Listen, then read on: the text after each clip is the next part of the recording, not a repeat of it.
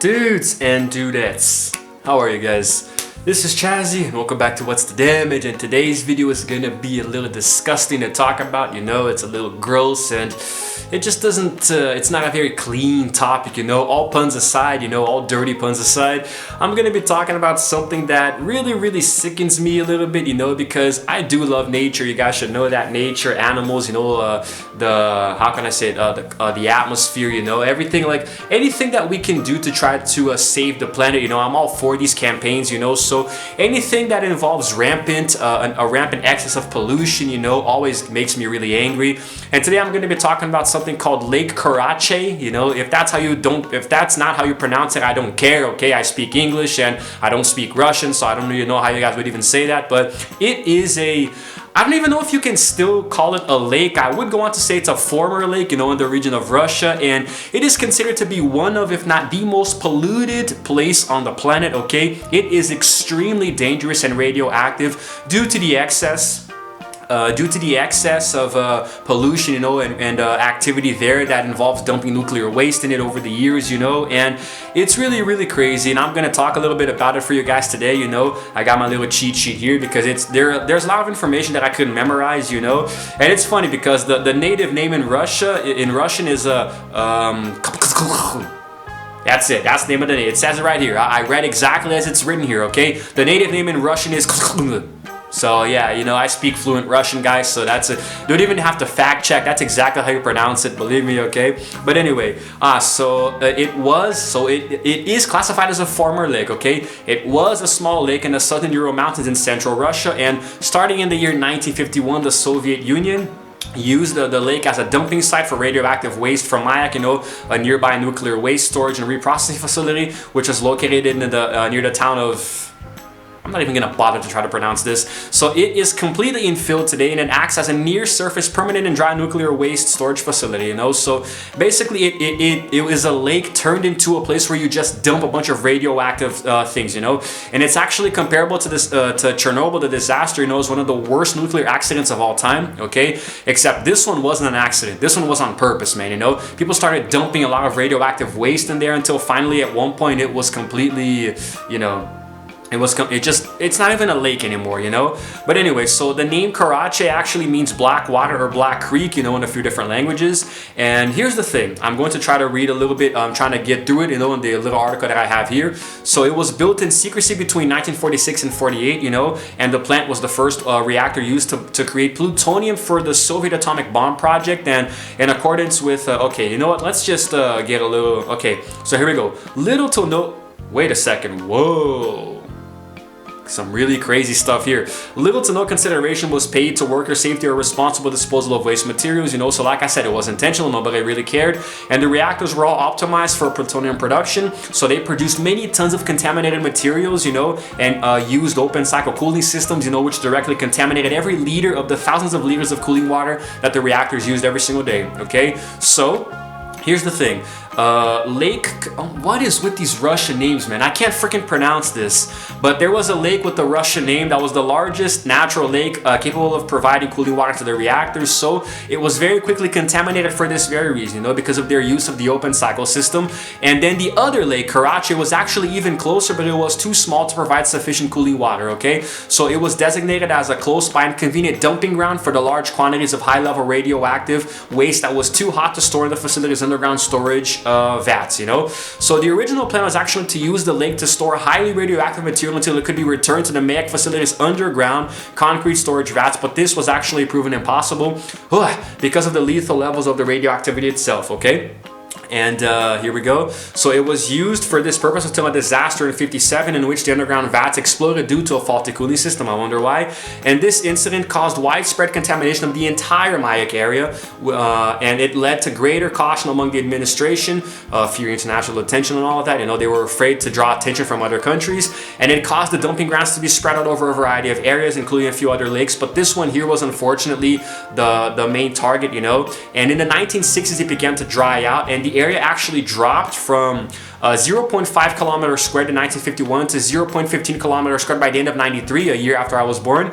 And in 68, after a drought in the region, it was actually the wind actually carried, I don't know what this is, 150 PBQ or 5 MCI, whatever the hell measurement this is, of radioactive dust away from the dried area to the lake, which actually ended up affecting 500,000 people, okay? Building up on that, between 1978 and 86, the lake was filled with almost 10,000 hollow concrete blocks to prevent sediments from shifting, you know? And conservation of the affected area continued into the early 2000s, and then the rest of the lake finally was backfilled back in November 2015. Conservation work was completed in 2016, you know, with the final layer of rock and soil being added, effectively making the former lake a near-surface permanent and dry nuclear waste storage facility, like I said before. And while I catch my breath here, let me show you guys a few photos of what the lake looked like before this disaster.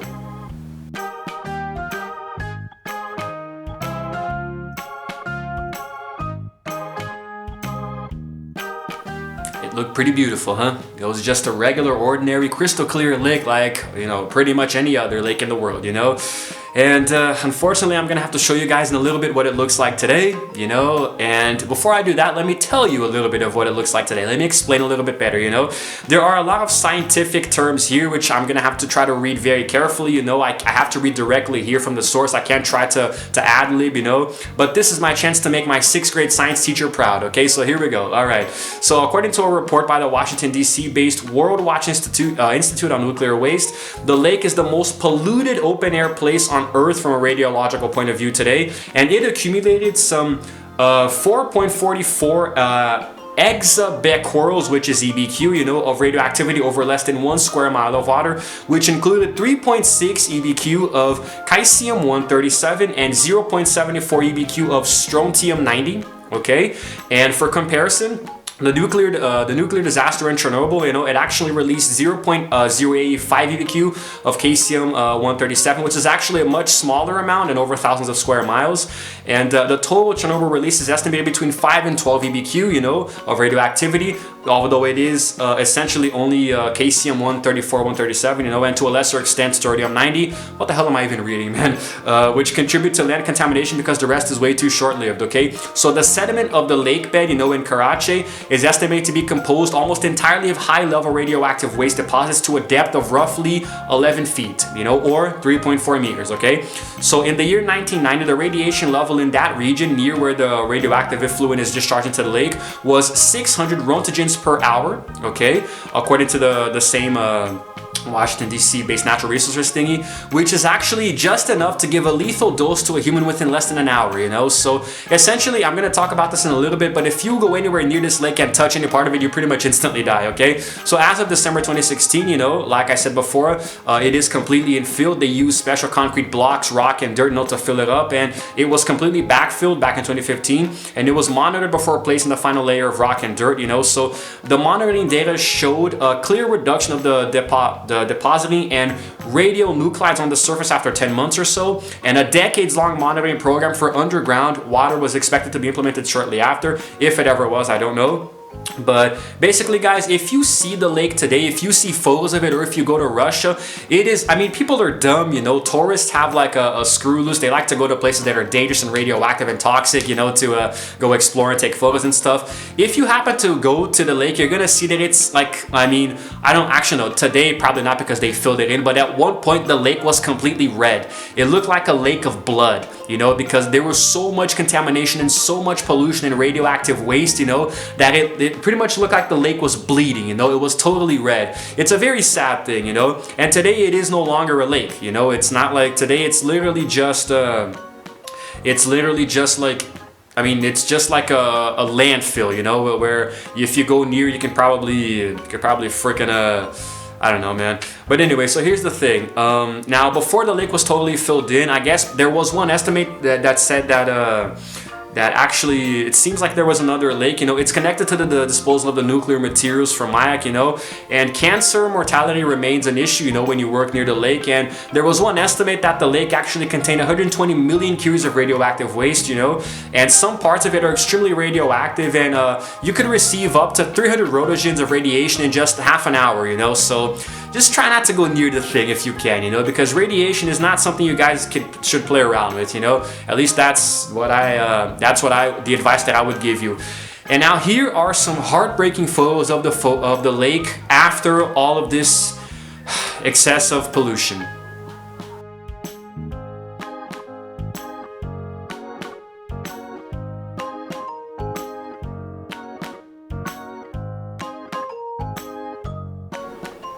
Yeah, it's pretty hard to look at. I know, it's really, really tough, and it's complicated, man, you know. I mean, this to me is very sad because it is just a major environmental crime, you know. I mean, it was intentional, you know. This is like, I mean, you can't do, unless the people who did it are really dumb, like you can't like dump a bunch of radioactive waste into something like a lake and expect nothing to happen, you know. It doesn't make any sense at all. They knew what was going down, you know. I guess it was more convenient for them, you know, to dispose of the waste in this manner here, and unfortunately the lake had to pay the price, you know, which is really unfair to me, you know. It's unfair to nature, you know, because all of that goes into the oxygen, into the air that we breathe, you know. It's like a lot of city traffic, you know, car traffic in a crowded city. The pollution goes into the air and you can't even see the stars at night, you know. I actually can't here where I live because I live in a small town in the interior of São Paulo, so, you know, I'm actually able to see the stars at night, you know. So, and it's very different to something like the Dervaza gas crater, which I did talk about in another video, you know, because that, like, I mean, it is still dangerous, you know, but this one is like, I mean, dude, you can't be this dumb, you know. And similar to the Dervaza gas crater itself, you know, people go to a place like this because they want to explore, you know. I think as the years go by, people get dumber and dumber, you know that, because they want to keep exploring places that are clearly dangerous for them, you know, places that you shouldn't go to because you know that it's radioactive and it's going to cause long-term effects, you know.